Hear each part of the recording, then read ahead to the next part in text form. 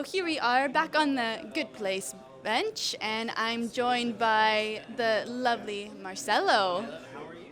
Hello from Canada. Hello. Yeah. Hello from Canada. Yes, Well, yes. I mean, we're here, but the Canada.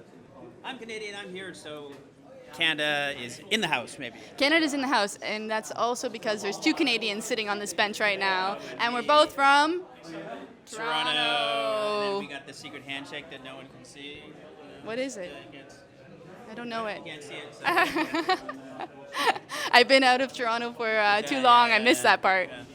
But the key thing when saying Toronto as a Torontonian is you don't say the second T, and then that's how you know they're legit. Yeah, legit. Yeah, I guess. Yeah. Want to introduce yourself to those watching this video? For sure. So my name is Marcello, and from Toronto, Canada. I'm here at Placemaking Europe as a. I don't know, what am I? I'm a placemaker, I'm an experienced architect, I'm a producer, I'm a lover of places. I'm presenting here tomorrow about some examples of lifestyle placemaking. So the idea of if people are looking for multiple experiences in one visit, and if you kind of do it right and create these draw type amenities, people will come.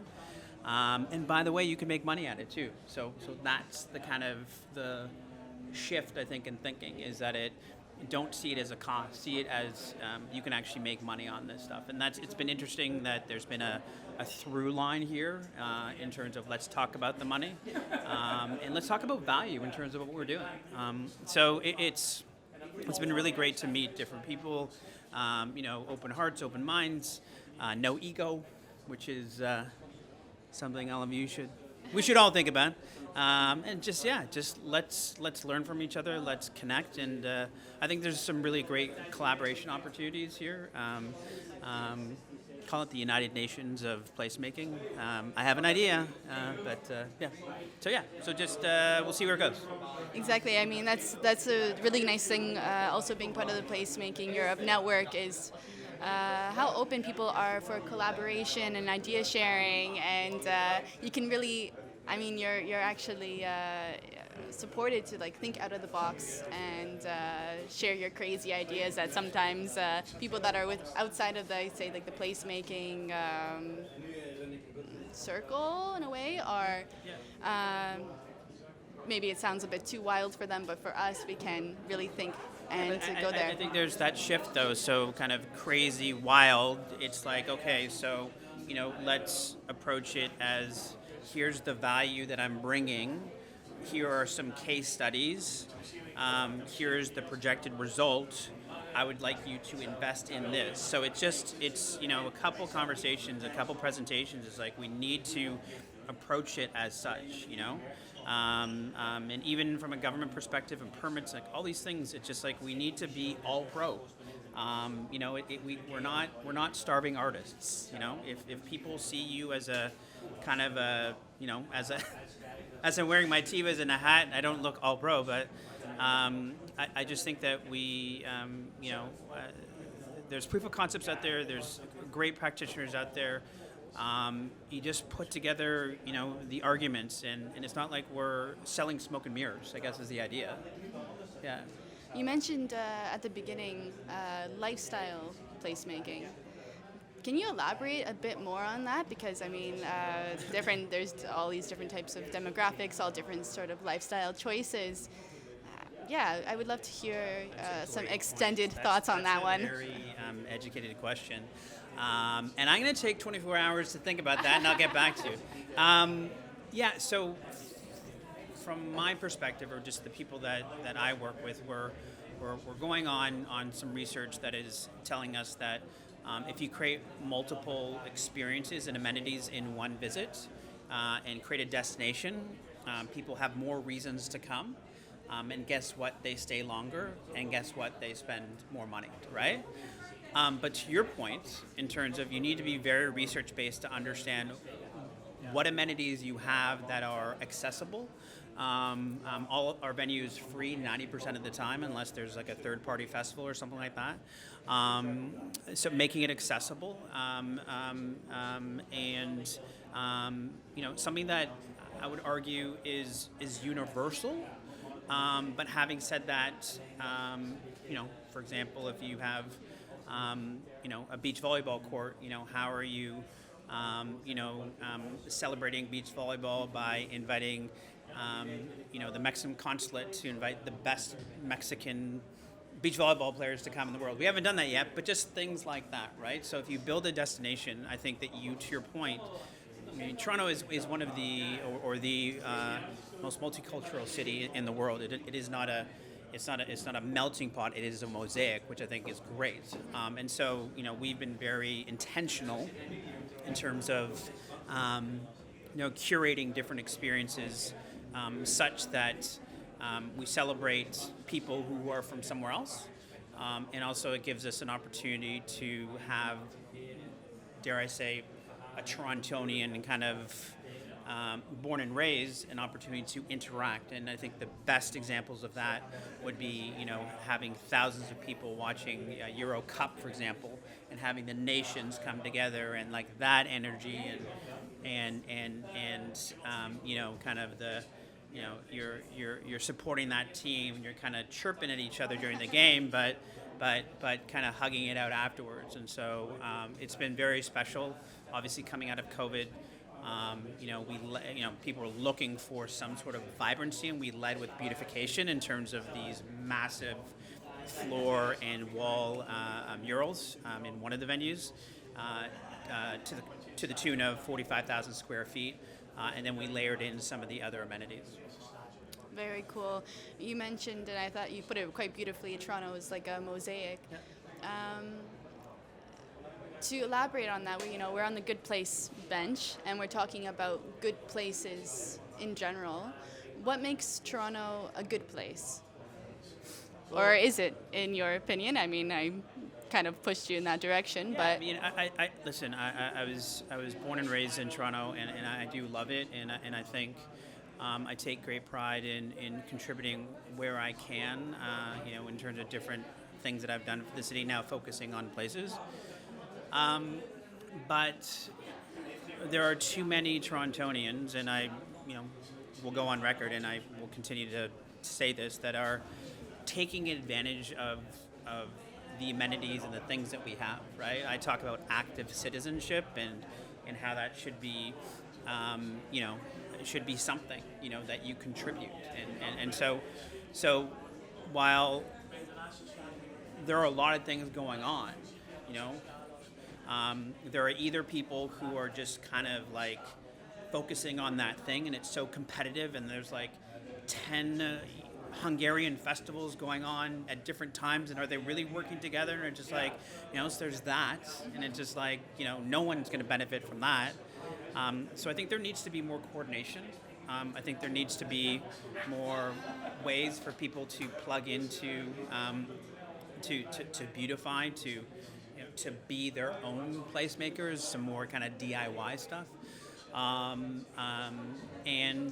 think, wouldn't it be great if they're, I just don't think people are going to just do it. So what's the incentivized play, right? Are you going to give them, like percentage off their taxes? Are you going to give them some sort of perks? So I think we need to think about that. Like, I know it sounds ugly, but, active citizenship, well, people should just do it. It's like, well, they're just not. So, we got to think about kind of, like, where are people at, and like what's going to get them to move, right? So I think Toronto is in a place where you have these progressive people who want to do these really interesting kind of, things, and then you have, dare I say, a bit of old school Toronto, and it don't necessarily have to mean in terms of age, but just like, well, everything is fine as it is, right? So it's just kind of, I think, just bringing people together towards kind of a common, like, what kind of city do we want, and giving them tools in order to contribute and if need be, incentives. Yeah, exactly. I think that's a really good point that I haven't heard yet in any of these conversations. But yeah, these how to incentivize citizens to play a more active role. Very cool.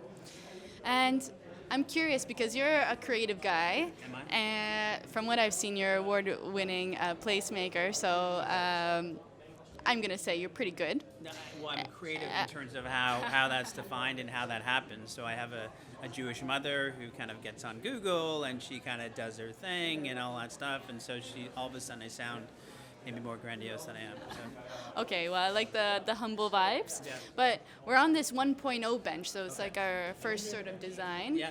And we're also trying to gather some ideas from people that are sitting on the bench. I mean, also today we had somebody taking a nap here. People are leaning on the bench. People are just chilling here and connecting with one another. Yeah. How do you see, through your eyes, a good place bench? What would it include? Yeah. So my initial thought is, and I didn't coin this term, but it is food is the glue, right? So what is, and a couple people are doing these kind of intersections or interventions with strangers, right? So kind of you sign up for a place like this. It's in a park, and you sign up through some app in the Good Place app, and you're basically, there's 5 spots, and you're just having lunch with random people type thing, right? So that kind of is interesting. I think find a place, I'm literally making this up. So yeah. So go for it. yeah. So in a sense, it's literally making it up. So it's like, Netherlands is 176 this year. So it's the 176 places in Rotterdam, or Rotterdam's 176 places, and each day it goes to a different place type thing, and so people get to explore the city. It's a traveling sort of traveling bench, community bench where people can use technology to also connect with the location to then connect with each other. Yeah. So, like in my head, okay, interesting, cool. I think what's missing there is the legacy play, right? So what are you leaving behind? Are you recording the conversations? Are you like, is there one? Are you asking the same questions? Are you coming up with Rotterdam's next anthem? Like, I don't know. Like, what are you because I think there's a crowdsourcing opportunity. So food is the glue. Bench is the destination. Like, what are you crowdsourcing? What is, full circle, what is Enrique Iglesias' next hit? Yeah, connecting with one another, maybe it's through some music, and maybe it's through sharing your stories of being a citizen. I had an idea for Toronto when it was, I think, going to 175. It's like a new Toronto anthem type thing, and but I think, but I would think that it's multiple locations, a common mechanism vis-a-vis the lunch meeting, and some sort of the same type of, dare I say, stimuli vis-a-vis the questions, or coming up with the thing, coming up with the words for a song, and then what's being left behind. So it's the song, it's kind of a book, it's a menu, like people are sharing menus out of it.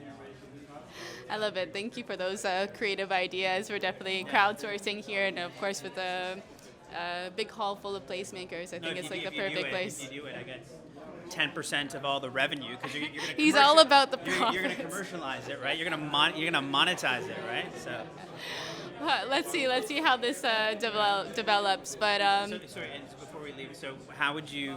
So you take an idea. So what's the funding model here? Does the city help you out with that? Are there grants? Are there what's the you need to be paid as a producer? So how's all that work? So this is actually the starting point.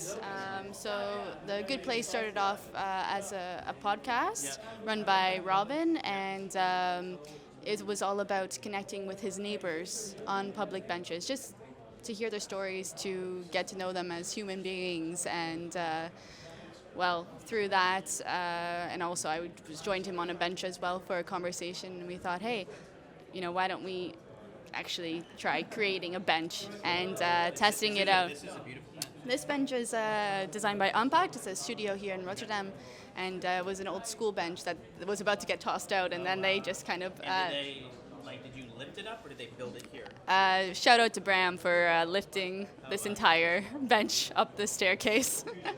It's it's a multiple pieces. It's like a modular thing. But yeah, we're really at the starting point, and our ambition would to be once we nail down the design, to create a network of benches across cities where people know it's a destination where you're allowed to connect with one another. But hey, thank you so much for your time today. I saw you taking some notes, so maybe just to end off this conversation, we're halfway through day 2. Is there something in particular that you would love to take back with you as a key learning from all the talks that you've attended so far that you're going to take back with you to Canada and to your own workplace? Yeah, I mean, I think there are a couple new ones, but let's start with the reinforcement of ideas, which is the notion that this kind of inspiring people to have long-term investments versus short-term tactical things, and here are the reasons why.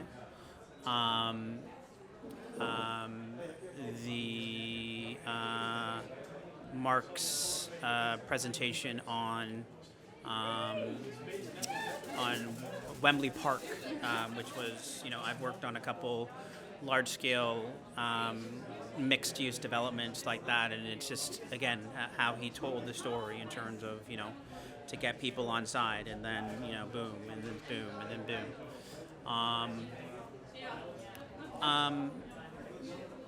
And the thing that I said, I'm not sure whether you were in the room last night during the radical honesty thing, where I was the last person, but I kind of said, there's a disconnect, or there's not a consistent understanding of the perceived value, not only of yourselves as placemaking practitioners, but how you're presenting yourself, right? In terms of we're not selling smoke and mirrors, this is not the beginning of something that you're asking someone to take a chance on you, right? There are some fundamental proof of concepts, that should give you the confidence to walk into a room to say, boom, right? The woman whose father passed away, which is definitely tragic, from the brand agency, that kind of scenario in terms of there are stakeholders out there that are interested in this stuff. It's just how it's packaged, right? And one of the things I'll talk about tomorrow is this notion of we always need to be approachable guides, so GUIDES. So the notion of, likely in terms of stakeholder, you're not going to quote unquote entice them on the first time that you meet them to kind of get them involved, right? And that's okay, right?